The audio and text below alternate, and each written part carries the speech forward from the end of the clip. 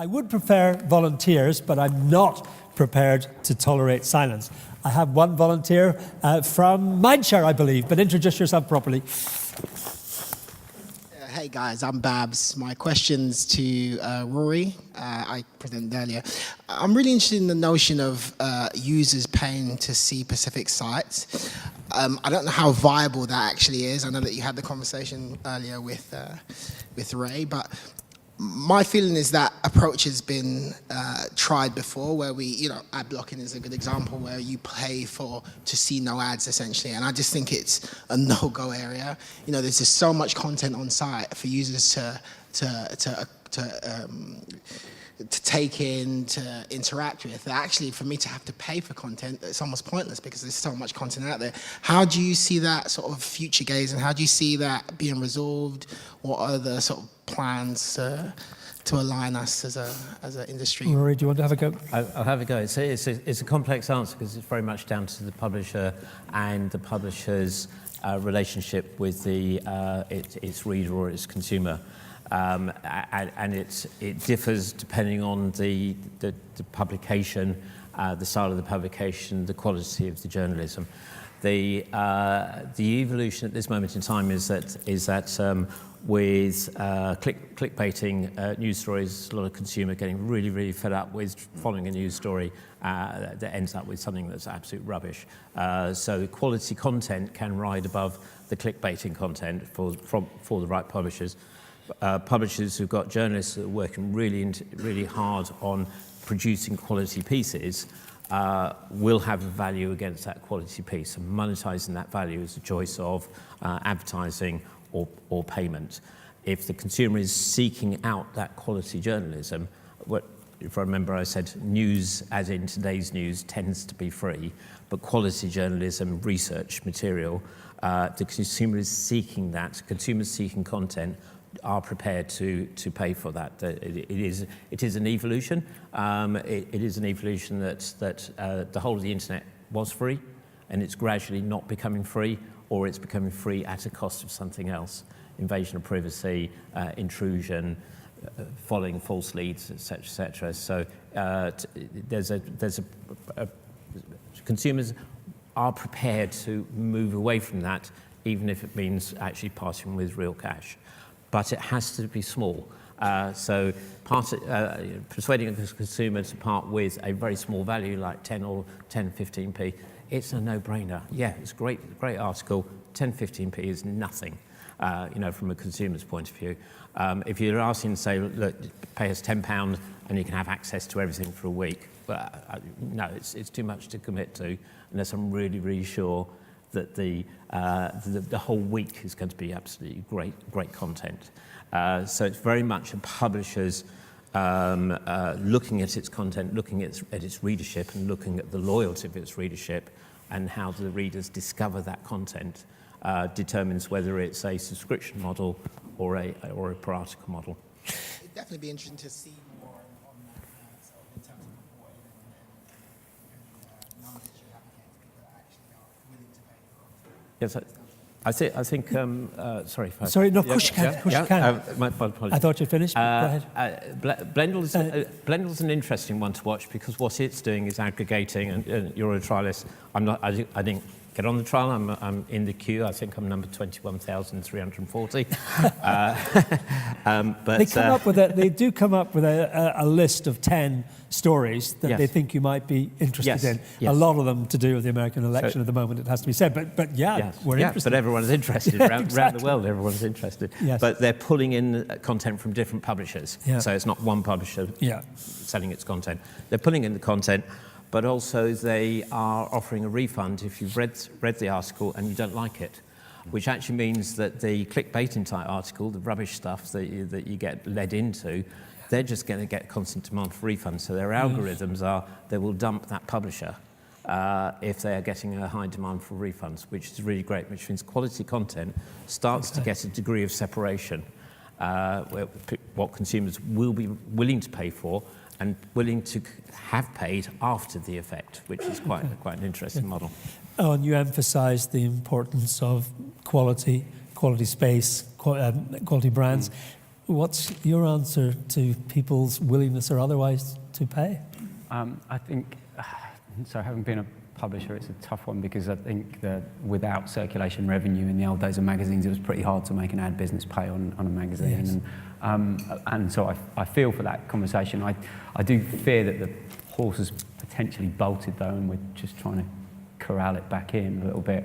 I think micropayments, never say never. I think actually, I'd suggest that that even though ad blockers exist and are growing increasingly, I think that there's one thing that I think that actually is, more than anything else, is the biggest rationale, or the biggest reason that people are in putting ad blockers in place, and that's because of just poor and intrusive advertising. So the truth is, if we stop, and I'll give you the prime example, that's an interstitial ad when I'm trying to check a train or I'm trying to get somewhere in a hurry that doesn't let me click out. Adobe ran a great advertising campaign about exactly that. You know, a man dying on a cliff, he's trying to make an emergency phone call, and the interstitial ad keeps appearing.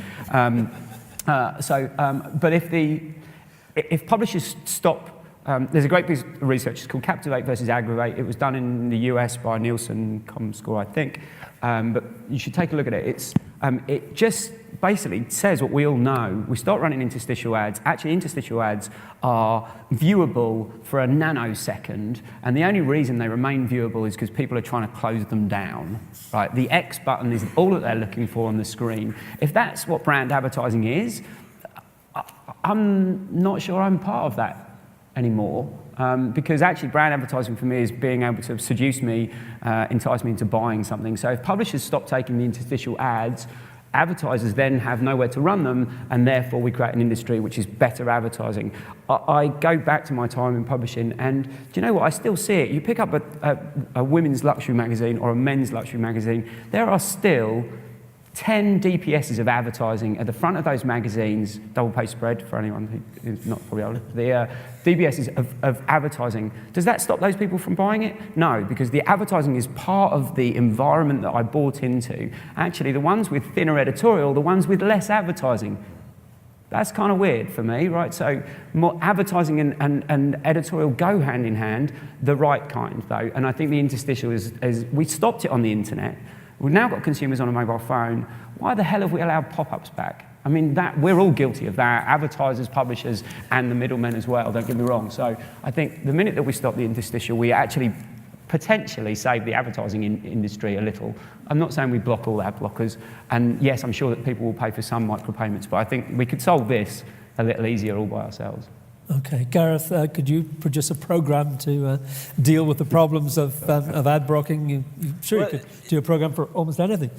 Well, it's less so much about the programmatic side. I think, you know, we have got this ray of hope with native advertising. You know, for me, you can get confused between what's content marketing and what's native. But if you think of native as a format that matches the form and function of a website, so the advertising fits seamlessly and it enhances, it entertains, it informs, it educates. We've got that opportunity. We're on the precipice of scaling native, and you know, for me, that's taking native programmatic. But we have to learn from the mistakes we've made with display, like the interstitial that we had in desktop that we killed, that we've let creep into mobile. If we don't learn from those mistakes, we'll be in the same place, possibly worse. Is there a limit to how much native advertising you can put in any publication, whether online, before people say, hold on a minute, this is a load of old tosh?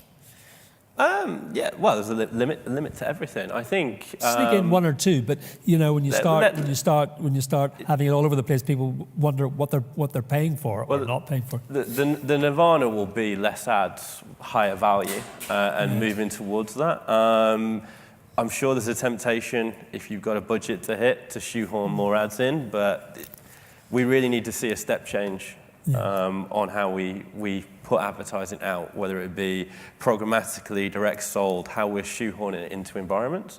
It's something we've started doing a lot more on the content side of the business. Chasing engagement, stop chasing clicks, start chasing engagement. I think the FT and the Economist have started charging by time in view. So moving to metrics, educating. Yeah. You know, I've got an audience, they're here, it's a premium environment, I have their attention. That's the value. So I think we're taking baby steps. Yeah. Alex, is native advertising, or whatever it's called in the States, part of the solution to anything? I think that, the answer is going to be the same whatever market you're in. But from a UK perspective, fundamentally, is the experience of dealing with this ad sufficient to the enjoyment I get from consuming the content? Because you're not going to find many consumers who love the experience of being advertised to.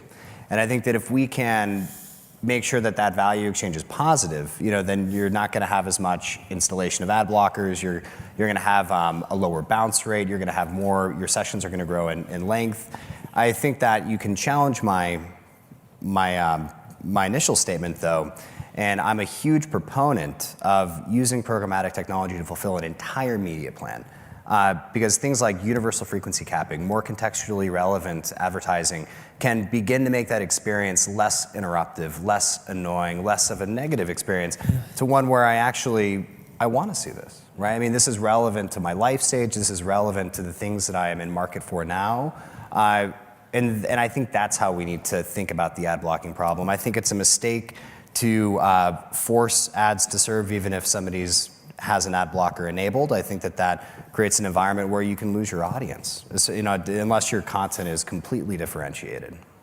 If publishers try everything, follow your recipe to the letter, and still they put the ad blockers in, is the end got to be this content costs money, you can't have it for free? Yeah, I'm glad you went back there. I wanted to talk about the idea that consumers will never pay for content, to your question. I disagree. I pay for 2 SVOD services, and I never would have done that in the past. But it's worth it. Why? Because the content is differentiated, and I have a seamless payment experience. If we were here in the early 2000s and you told me that I'm going to have a device that's in my pocket that I spend £20 a month putting software onto that I have to pay on a monthly basis, I don't even own it, I would have thought you were crazy, because at that point, all the software I had on my desktop computer was completely licensed. I'd buy it, I'd own it forever. The 2 things happened. One, in the app economy, the services are differentiated, and then the payment process itself became completely streamlined. And so how differentiated is the content, and how seamless can you make the payment workflow? If you can do that, then you have a meaningful alternative to paid advertising in order to support a content business. Okay, you're going to have to tell us who are these wonderful services you fork out all this money for. I like Netflix and Amazon Prime. Netflix and Amazon Prime. Yeah, that's they got me. Pretty. Amazon, lucky position for them. They can afford to lose money on the content. Make it up everywhere else. Are there any other people who'd like to emerge from the gloom before I start doing random things? No. Richard Reeves, I'll jump on you. Why not? What do you make of what you've heard so far? Let's narrow it down to a couple of issues. In particular, do you buy Rory's hopes for the future of micropayments? I'm going to stand there so I can be heard, obviously. No. Yeah, I do. I think, one of the reasons I wanted to be involved with Rory's event tomorrow, AIM, is we are changing our thinking as the curators and creators of original quality content. We need to be rewarded for that, and we are recognising that there is now a different thinking, perhaps even to some degree a reduction in our thoughts around the dependency on advertising. So we're as media owners, generally the consensus I get when talking to our members is that they are looking to new opportunities and opportunities that demonstrate the fastest and greatest growth. But I think that, Alex raises a good point. Some of this is cultural. People are changing. Habits are changing. I kind of have a question. I'm not running any publisher organisation anymore. I have this privilege, as I said yesterday, to operate in more of an observer's role.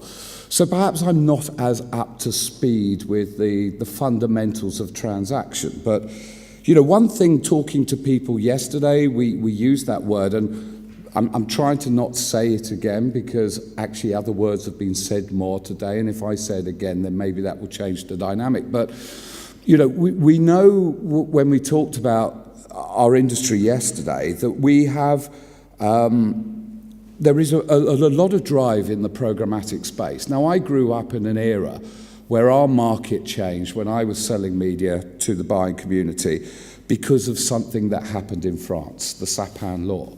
Now, I understand that you guys providing and enabling programmatic, there is an element of transparency. There is no doubt an accountability and a reporting on what's been delivered and the prices paid. But I'm curious that when in casual conversation around the room, you know, friends of mine that work on the buying side sort of fess up to the fact that programmatic's very exciting for them and they're driving it as earnestly as they are because the margins are so spectacular. And at the end of the day, the media owner itself, the people that are creating that content, we're talking about other ways of getting it paid for, but in the first instance, how come we're seeing less of the money that's being transacted than we did before? And we are now moving headlong into more and more automated transactions. And is there not some balance that, as media owners, we can work with you to enable a greater transparency to perhaps address some of the potential robbery of our own lunch? I would love to take that one. So you're referring to the ad tech tax. Depends on who you ask, but in a conservative example of every pound invested by a brand or a client, let's say that 50 to 60 pence of it ends up in the pocket of a publisher. In an optimistic scenario, perhaps it could be more down the chain. I think that at end state, whatever that means, I'd say that, you know, there's less. Here's a definition of end state. The companies that are doing most of the activity, most of the transactions in the market, aren't venture-backed.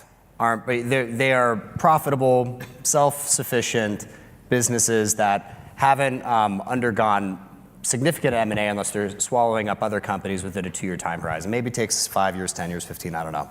I think that at that state, that tax, if you will, is going to be 15 to 25 pence. I think that of every pound of investment, you're going to see between 85 and 80 cents of it ending up in the pocket of the publisher. So then you have to ask yourself, who's not going to make it? Because there's not enough being taken away to fulfill all the vendors that are providing services within the LumaScape, which we discussed earlier today. It's the companies that do the decisioning, are the companies who are going to stick around. And I believe that you will have two key decisioning parties. You'll have one on the demand side and one on the supply side. I don't think you can have it all within one environment. If I'm going to be a good agent of buying, I can't know what the other company is selling it for. Otherwise, all sorts of shady things could occur. And I think that many of the other services, when it comes to verification, ad serving, delivery, content management, they become single-digit margin businesses. And therefore, your cost structures have to be so lean that it's really utility at that point. I think if we look at TV and how that industry is fulfilled, Mediaocean, they run off of 25, 35 basis points. I mean, their margins are almost nothing. And I think that eventually we'll get there. But I think the value being created is in the decisioning on which buyer am I going to allow to purchase this impression, because they value it the highest regardless of any channel, data set, or piece of content. And on the buy side, which impression is going to be most impactful for my media plan to ensure that I achieve the highest return on ad spend. And between now and then, I think you're going to see what we have, just a big slug out. Very, very good. Sorry, I was just going to Please. say, I think the answer to that, I'm not sure you can use exact TV analogy, because I think the reality is that people know what they're buying on TV. They've known for a long time. There is no non-transparent part of TV. You buy a bundle, even if you're buying from a network broadcaster, and you see where the spots go. You see how many ratings that spot got by individual channel, by individual choice at the end. And I think that's, I think one of the sessions yesterday was started with, there needs to be a collaboration between publishers to be able to provide that transparency. I know that's a dangerous place, and I know that publishers are always very nervous about sharing what makes them unique. But I think what makes you unique will still bring the revenue back to an individual publisher. And you know, that's the kind of, you know, survival of the fittest in the world that we live in, is that if something isn't unique then or doesn't have any place, then people won't buy it and won't consume it. But if it does, then even as you share that, whatever that might be, that data, and I think it probably is data if the truth be known, to allow the buying points to be able to buy that, and then you make the industry transparent. Well, at some point in time, the buy side then have to use the TV model, because the front end made its inventory transparent. Therefore, the buy side, actually, if we're talking about advertising agencies, they become the middleman in this transaction, and the actual buyer is the client. They're going to ask the question, and then the reality is that that's when industries get found out, right? So the truth is I don't think anyone. We've gotten to this place over time because everyone feels like someone else has been eating their lunch, right? So, and that may be so, but the truth is if the transparency is on from the publisher side collectively, what they can buy, if the buy side can then actually physically buy transparently, truly transparently, then the actual advertiser, the person who's paying the money, will get to see that. And if there are holes in that, they'll be seen very easily. Now, that's a utopian world, and maybe I live in the clouds a little bit, but I think we are moving. Or on a farm in the Cotswolds with 150 sheep. There is that too. So maybe I just talk to the sheep too often. But I think there's a lot of places where that's moving to now, and I'm encouraged by that. And I think that's the job of the AOP and the IAB to collectively force that issue, because that's the buy and the sell side. So, but I think there has to be some collaboration between the two. Okay. Yeah. I've got a couple more issues before we move on to the publishers. One thing that struck me, we haven't talked too much today about the individual consumer. And in the context of programmatic, in the States, there's been a lot of evidence that programmatic has targeted individuals in local areas, net wealth, and made them different offers on the same project, the same product. Is there a danger of when the consumers find out what programmatic is doing to them, they might be a bit pissed off, Gareth? I don't think it's programmatic. It's just the tool on the pipe. Oh, no, it's just the tool, but it's using individual data. You're trying to narrow into individual preferences. And sometimes people, like myself, could behave in an irrational manner. I don't want to be known so much about my business being done. I don't like these targeted ads particularly. Question mark. But this is the big thing that I've got, is we've raised the current generation to think the internet is free, and people get scared when they hear about how much data's out there and what it's being used for. And I think there needs to be a big education piece. We're all quite privileged because we sit in this room and we can be consumers, but we understand what's going on, so we can set our privacy settings. We can explain things. I go for a beer with my mates at the weekend, and I think a couple of weeks ago when WhatsApp changed their privacy settings to say they could start using my data to show me ads on other platforms, my friends were up in arms. And I was like, why do you think this is free? Why do you think Facebook is a free product? And I think we need to go on a really big education, but also kind of take a step back before we decide to educate on what we're doing and saying, is what we're doing 100% moral? Is put your consumer hat on. Is this the best way to get people on side? Because we have to educate and we have to get them on side to stop them from blocking ads, to engage with, either go with micropayments, or I'm willing to give up a little bit of my data and I'm willing to look at some ads on the caveat that those ads should be relevant to me and enhance my experience and enhance my life. But Rory, while taking on Gareth's point about somebody's got to play and people pay, and some people are going to have to be educated, they can't have everything for free. Is there underlying all of this an individual consumer issue of programmatic, very targeted advertising that displays knowledge about your behaviour and my behaviour that people might not welcome? Yeah, there is a level of discomfort that the ads being served are relevant to what you've been doing, within the last 24 to 48 hours, and so therefore that feeling that you're being it's a bit of a big brother, that somebody who's actually spying on them, because they know. And I experienced that myself. I did some research for my son, who's got totally different interests than me, but just needed to know something. And the next thing I know, I'm getting advertising for my son's interests product. We won't press you on what your son's interests are. Yeah. Thank you. Yeah, that's another topic. It'll take about 15 minutes.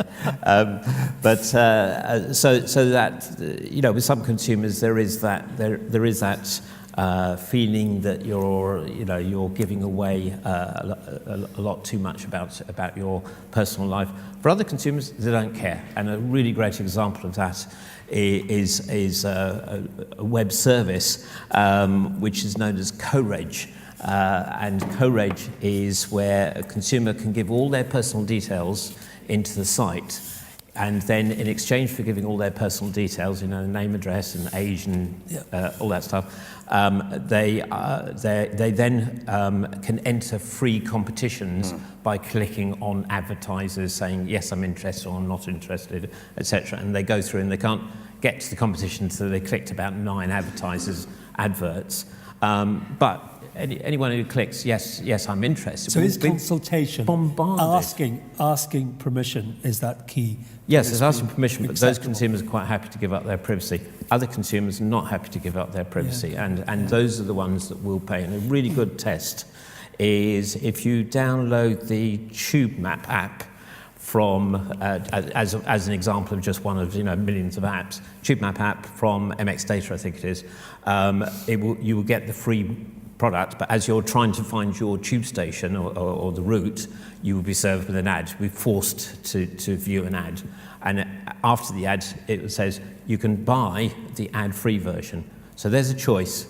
As a consumer, I can get interrupted with intrusive advertising, or I can pay an amount of money. Do you think increasingly it will be as blatant as that in future?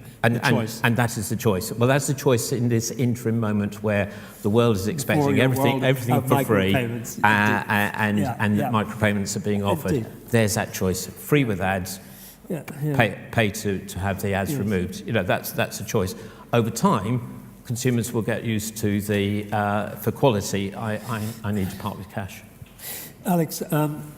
I read a book, and the embarrassment is I can't remember the name, but it was this very issue of targeted programmatic advertising in the States, and that people were isolated by their where they lived, their postcode, their wealth, and I would be slightly irritated. The better off were offered better deals on products like cars, bigger discounts than people who were poorer. Somehow the better off were considered better prospects, maybe better prospects for the future.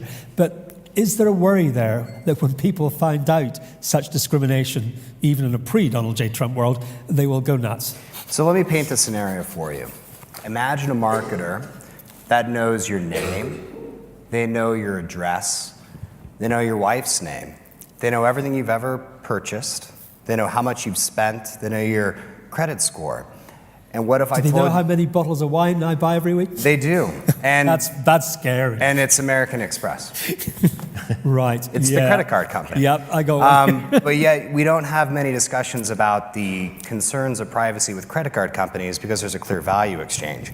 So I think programmatic gets a bad rap for this because the programmatic technology actually gives consumers more ability for notice and choice. So if you think about the informed opt-in from the European Union, the programmatic platforms are going to be better at respecting the expressed desires of consumers than non-programmatic technology will. But I don't know if that answers your question or not. It's a pretty good stab at it. One last issue I'm only going to ask two people because it's one I want resolved, and it's another one. Recent quote from the ubiquitous Sir Martin Sorrell. He argued very recently in an interview with myself, actually, that it was absolutely wrong to think of Google and Facebook as technology companies. They were actually media companies trying to monetize inventory. And by getting to 76 to 80% of the market, there was becoming a regulatory issue, a monopoly issue. Rory, do you think that's right? That's a good, very good question. Are they a media company? Are they a technology company? Well, there's, And the consequence of that, if Sorrell is right. Yes. When you have a single entity that is as dominant as Google is and Facebook is, then you have a significant regulatory issue for all governments to be concerned about, particularly when a lot of governmental reach doesn't reach into those companies' operation. That's a sort of a very short answer to that question. Pick up on that one. I was going to ask Alex, but as you've volunteered, if that's the problem, what's the solution? I think that we touched on this earlier with the transparency question. Okay. Who's negotiating with the buyer, right? So the buyer is not Google. The buyer is really not the media agency. The buyer is a marketer that is investing in achieving some sort of a connection with their desired consumers. And so I think the key question is who's bartering with the media agencies and who has that prime relationship. We've, in Germany, we work with IP Deutschland, Spiegel, and Discovery Networks to create a single buying point where they can surface all their inventory programmatically to agencies within the German market to achieve some semblance of scale that compete with YouTube. Because from a plan perspective, YouTube is massive.